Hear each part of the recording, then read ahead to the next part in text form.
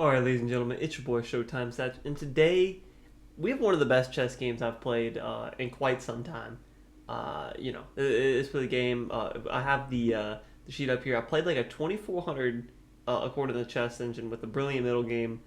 Featured two brilliant moves, so I thought it'd be a good game to show you guys. Maybe you can learn some tactics or just enjoy the show.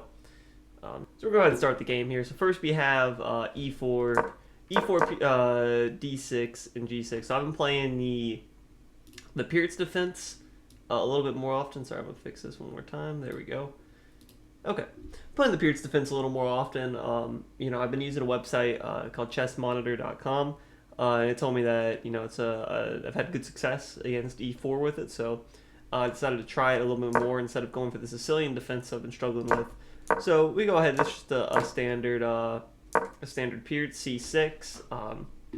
Not something I used to play a lot, but I've been watching some master games, and this is a move that gets played a lot. So I went for that. Before I had an idea where I used to like to play knight d3, castles, and then knight to e8 and play that way. However, it's not the strongest way to play. It's a bit problematic. This is a bit more correct. So we're going to go ahead and opponent plays g5. This is fine. I castle. And h4, and my opponent, I can already tell he's going to play h5 and sacrifice this piece. And this is scary, but I'm like, all right, this is something I can play for. I think I'll have some counterplay. First we go b5, kick that bishop off that long diagonal. d3, perfectly fine. Knight bd7, I say, okay, show me what you're about to do. h5, my opponent plays, captures. And according to the engine, this is -1, so black has a 1 point advantage here, but this is, there's going to be an attack on my king, right? So it's if you can defend this, you'll have a better position, but defending is the most important part. d2, already my opponent is planning on trading off the dark square bishop.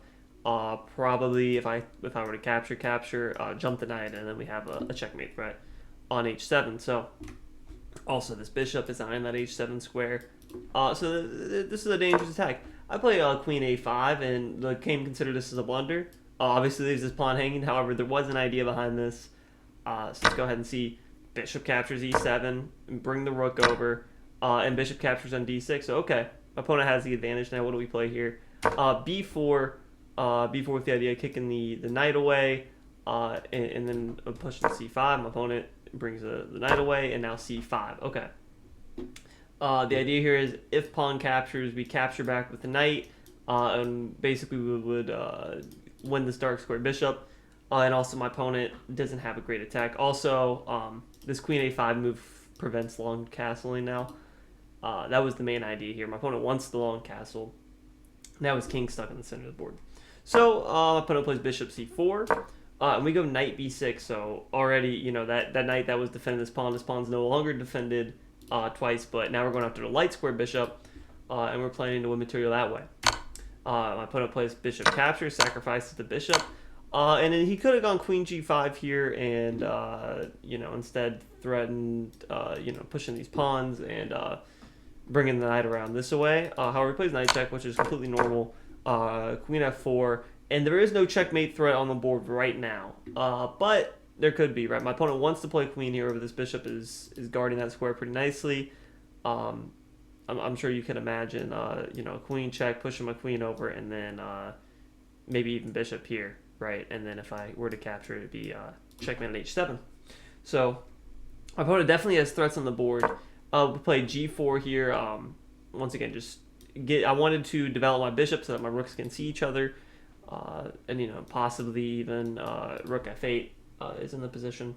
Opponent plays f3, okay, and we play b3. Okay, this now gives a discovered check, and also if this pawn doesn't move, maybe even captures and threatening promotion is available. He plays c3, and now you can take a second look at the position. What would you play here?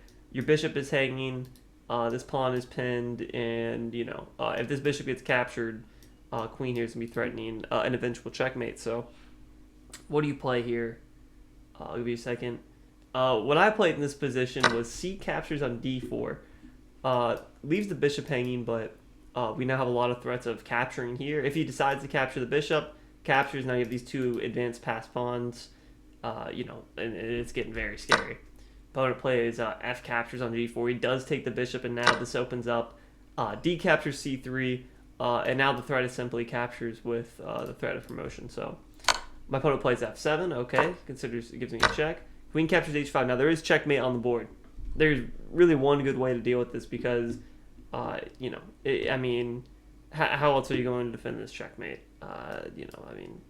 Maybe you can block with the bishop and then, but there's no real way to defend this checkmate. What you have to do here, C captures B2, discovered check, and now after King F2, Queen captures. So this gets another brilliant move by the computer. You have to sacrifice the knight, although this isn't too hard to see.